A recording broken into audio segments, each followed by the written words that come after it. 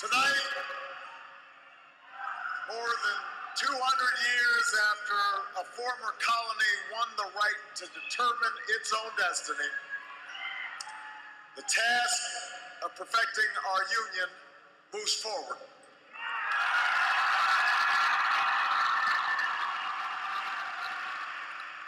It moves forward because of you. It moves forward because you reaffirmed the spirit that has triumphed over war and depression, the spirit that has lifted this country from the depths of despair to the great heights of hope, the belief that while each of us will pursue our own individual dreams, we are an American family and we rise or fall together as one nation and as one people.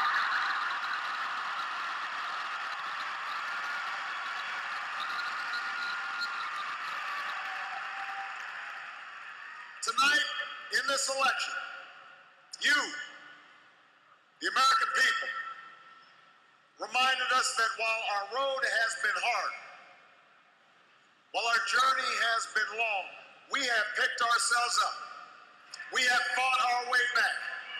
And we know in our hearts that for the United States of America, the best is yet to come.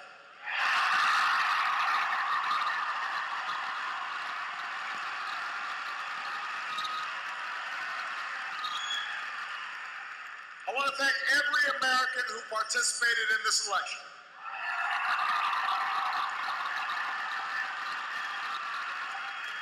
Whether you voted for the very first time or waited in line for a very long time. By the way, we have to fix that.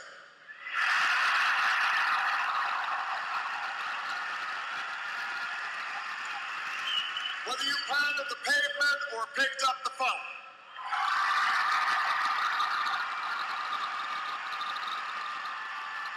Whether you held an Obama sign or a Romney sign, you made your voice heard, and you made a difference. I just spoke with Governor Romney, and I congratulated him and Paul Ryan on a hard-fought campaign.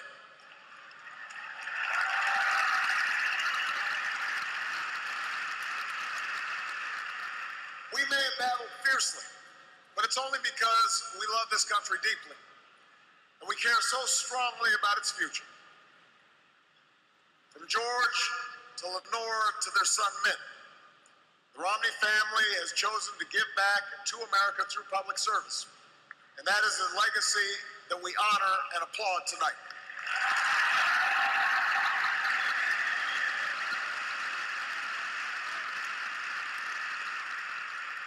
In the weeks ahead, I also look forward to sitting down with Governor Romney to talk about where we can work together to move this country forward.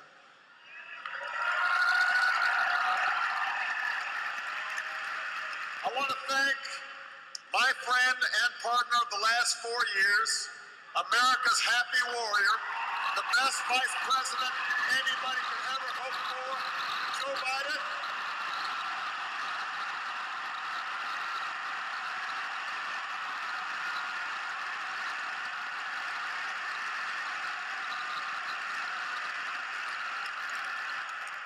And I wouldn't be the man I am today without the woman who agreed to marry me 20 years ago. I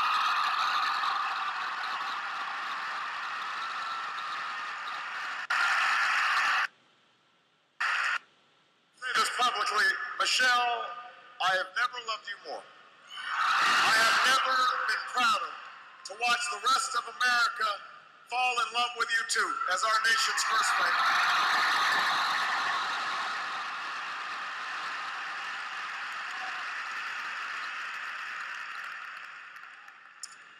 Sasha and Malia, before our very eyes, you're growing up to become two strong, smart, beautiful young women, just like your mom.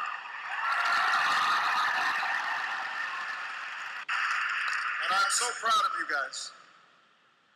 But I will say that for now, one dog's probably enough.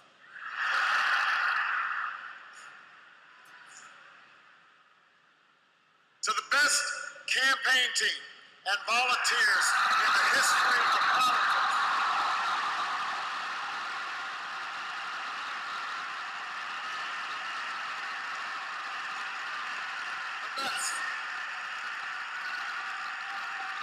The best ever.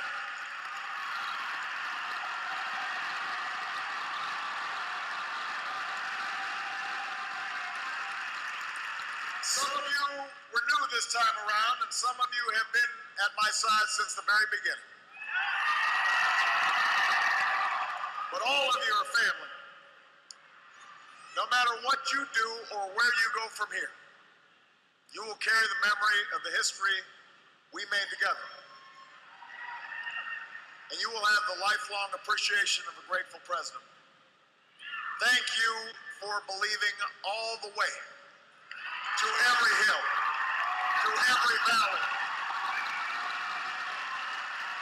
You lifted me up the whole way, and I will always be grateful for everything that you've done and all the incredible work that you put in.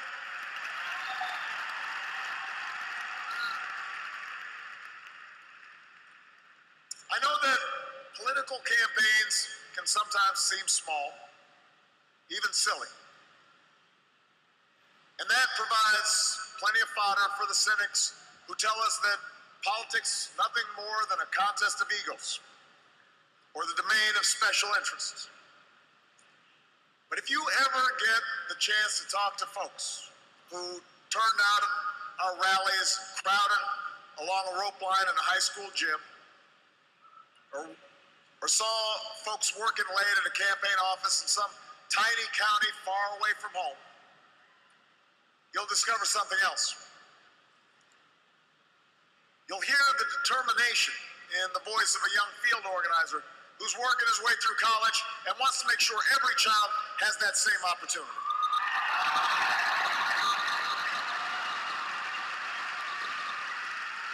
You'll hear the pride in the voice of a volunteer who's going door to door because her brother was finally hired when the local auto plant added another shift.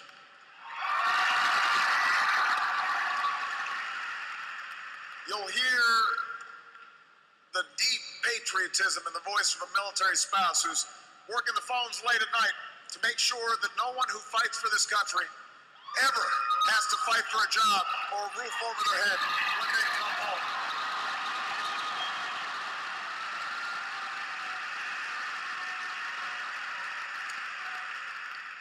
That's why we do this. That's what politics can be. That's why elections matter. It's not small, it's big. It's important. Democracy in a nation of 300 million can be noisy and messy and complicated. We have our own opinions. Each of us has deeply held beliefs. And when we go through tough times, when we make big decisions as a country, it necessarily stirs passions, stirs up controversy. That won't change after tonight, and it shouldn't. These arguments we have are a mark of our liberty. And we can never forget that as we speak, people in distant nations are risking their lives right now just for a chance to argue about the issues that matter. The chance to cast their ballots like we did today.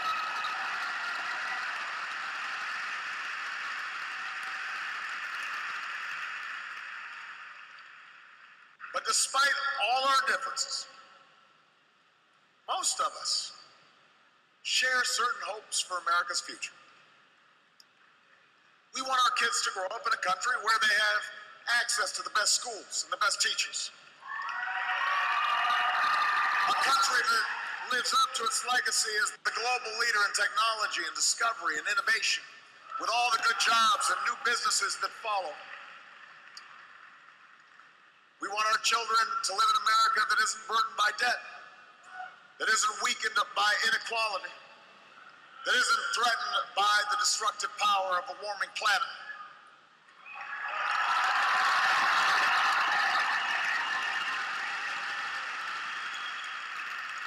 We want to pass on a country that's safe and respected and admired around the world. A nation that is defended by the strongest military on earth and the best troops this world has ever known.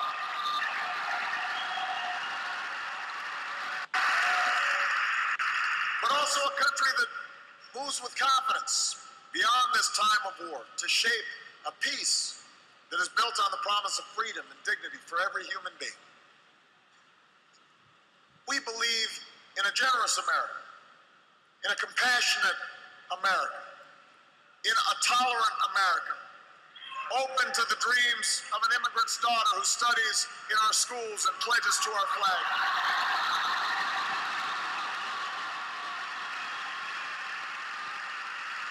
To the young boy on the south side of Chicago who sees a life beyond the nearest street corner.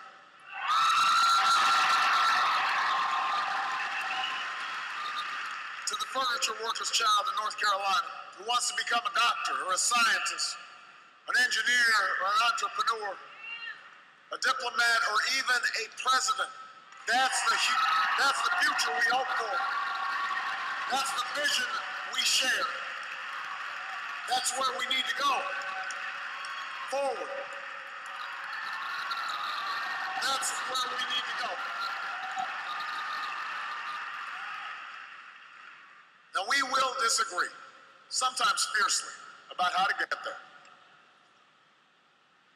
As it has for more than 2 centuries, progress will come in fits and starts. It's not always a straight line. It's not always a smooth path.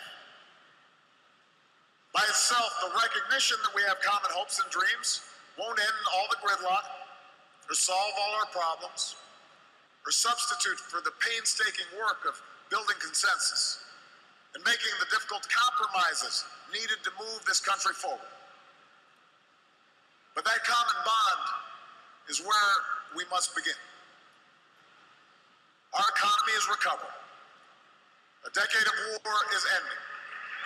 A long campaign is now over.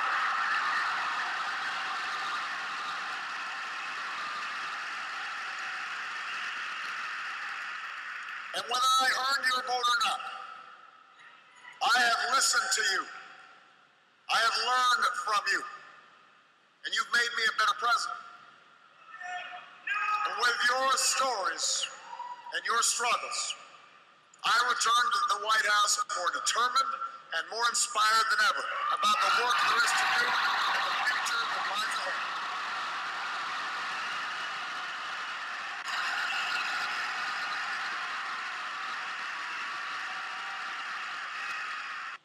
Tonight, you voted for action, not politics as usual.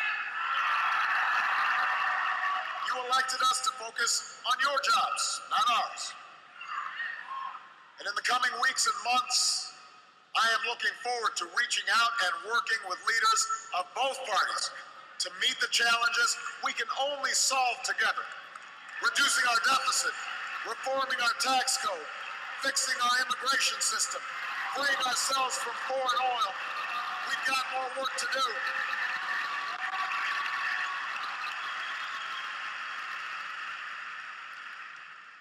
But that doesn't mean your work is done. The role of citizen in our democracy does not end with your vote. America's never been about what can be done for us. It's about what can be done by us together through the hard and frustrating but necessary work of self-government. That's the principle we were founded on. This country has more wealth than any nation, but that's not what makes us rich. We have the most powerful military in history, but that's not what makes us strong. Our university, our culture, are all the envy of the world, but that's not what keeps the world coming to our shores. What makes America exceptional are the bonds that hold together the most diverse nation on earth.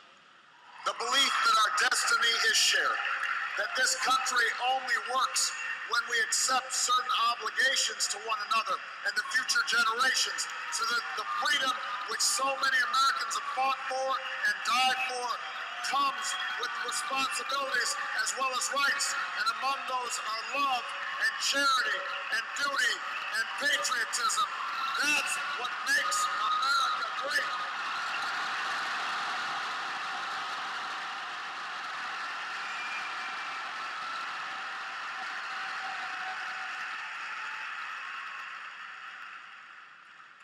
I am hopeful tonight because I've seen the spirit at work in America.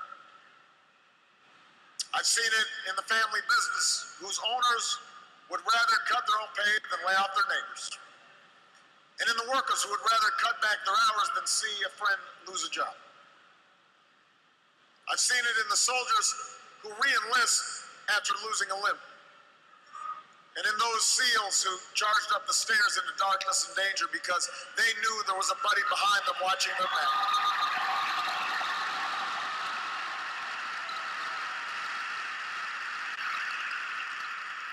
I've seen it on the shores of New Jersey and New York, where leaders from every party and level of government have swept aside their differences to help a community rebuild from the wreckage of a terrible storm.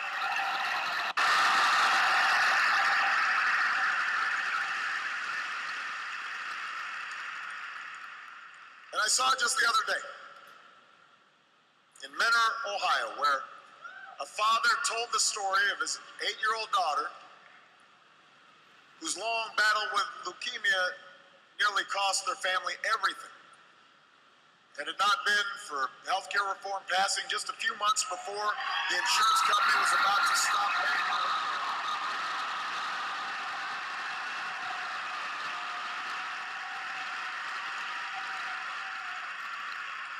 I had an opportunity to not just talk to the father, but meet this incredible daughter of his.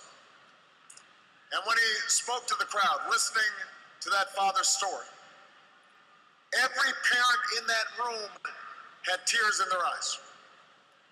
Because we knew that little girl could be our own.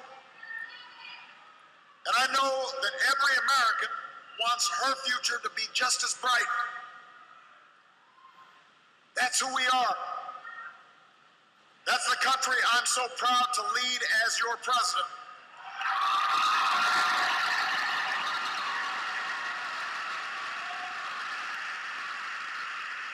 And tonight, despite all the hardship we've been through, despite all the frustrations of Washington, I've never been more hopeful about our future.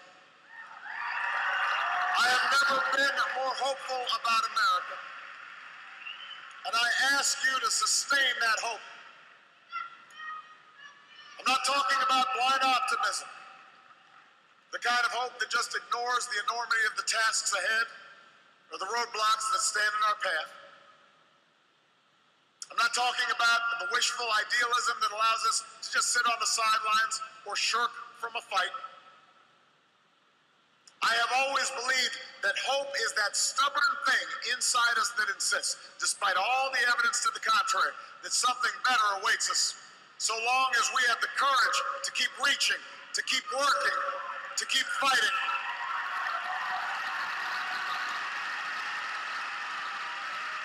America, I believe we can build on the progress we've made and continue to fight for new jobs and new opportunity and new security for the middle class. I believe we can keep the promise of our founding. The idea that if you're willing to work hard, it doesn't matter who you are, or where you come from, or what you look like, or where you love. It doesn't matter whether you're black or white, or Hispanic, or Asian, or Native American, or young or old, or rich or poor, able, disabled, gay or straight. You can make it here in America if you're willing to try.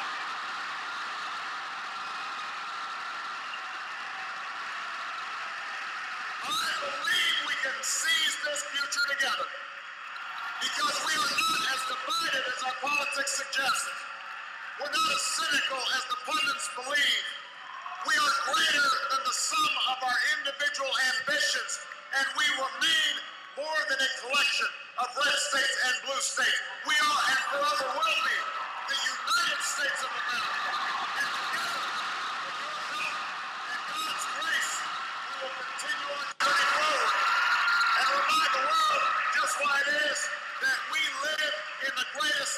on earth.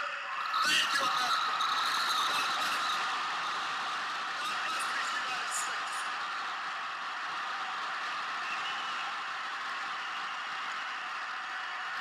President Barack Obama, a remarkable American story. Think about this. Not too long ago, he was an obscure state senator in Illinois. Tonight, delivering a victory speech, having just been reelected to his second term in the White House.